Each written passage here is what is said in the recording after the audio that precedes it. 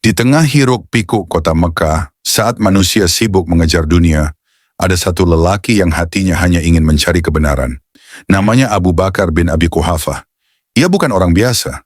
Hartanya melimpah, kedudukannya terhormat. Tapi yang ia cari bukan pujian manusia.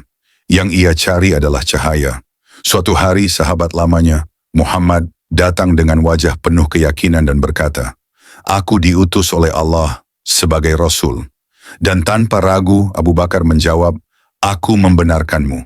Sejak itu, ia tak pernah mundur. Saat yang lain ragu, ia percaya. Saat yang lain takut, ia berdiri. Ia bukan hanya sahabat, ia adalah penopang dakwah. Ia korbankan hartanya. Ia pasang tubuhnya di depan Nabi saat bahaya mengintai. Ia menangis, bukan karena luka, tapi karena cintanya yang dalam pada Rasulullah. Dialah orang yang akan selalu berdiri di sisi Nabi, dalam suka maupun derita, dan kisahnya baru saja dimulai. Ketika tekanan Quraisy memuncak, Allah memerintahkan hijrah, dan Nabi tak memilih orang lain, hanya satu nama yang beliau sebut, Abu Bakar. Saat mendengar kabar itu, Abu Bakar menangis, tapi bukan karena takut. Ia menangis karena bahagia karena bisa menemani Rasul dalam perjalanan paling bersejarah. Ia siapkan 2 unta, ia siapkan gua persembunyian. Dan ketika mereka bersembunyi di gua Sur, langkah musuh nyaris mendekat ke pintu gua. Abu Bakar berbisik, "Wahai Rasulullah, andai mereka menunduk, mereka pasti melihat kita." Nabi tersenyum dan berkata, "Jangan bersedih, Allah bersama kita." Hati Abu Bakar tenang. Di saat dunia seakan runtuh, kepercayaannya pada Allah dan Rasul tak pernah goyah. Ia bukan hanya menemani Rasul secara fisik, tapi juga menjadi benteng dari ketakutan.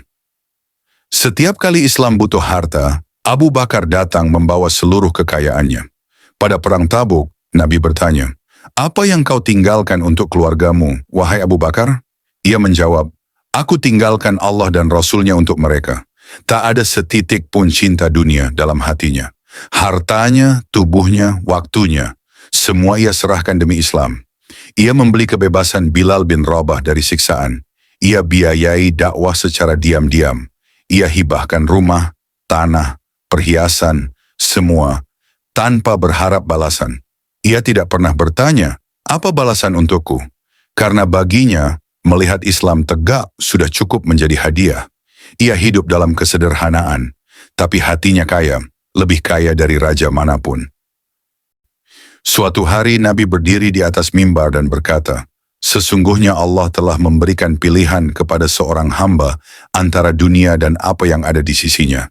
Dan hamba itu memilih apa yang ada di sisinya." Semua sahabat terdiam, tapi Abu Bakar menangis. Karena ia tahu Nabi sedang berbicara tentang dirinya sendiri.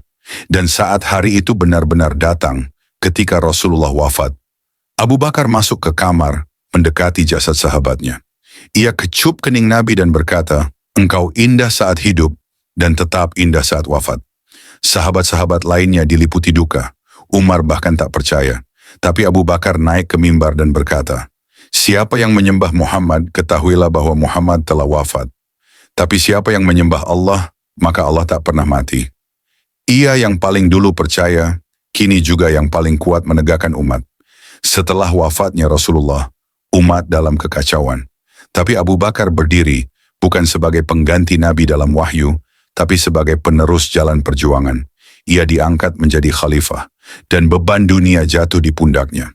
Ia perangi kaum murtad, ia kirim pasukan ke luar negeri, tapi setiap malam ia menangis dalam sujud. Ia berkata, "Ya Allah, aku tak mampu memimpin umat ini tanpa pertolonganmu." Ia hanya hidup 2 tahun setelah Nabi wafat. Tapi 2 tahun itu ia gunakan sepenuhnya untuk menjaga agama ini tetap kokoh.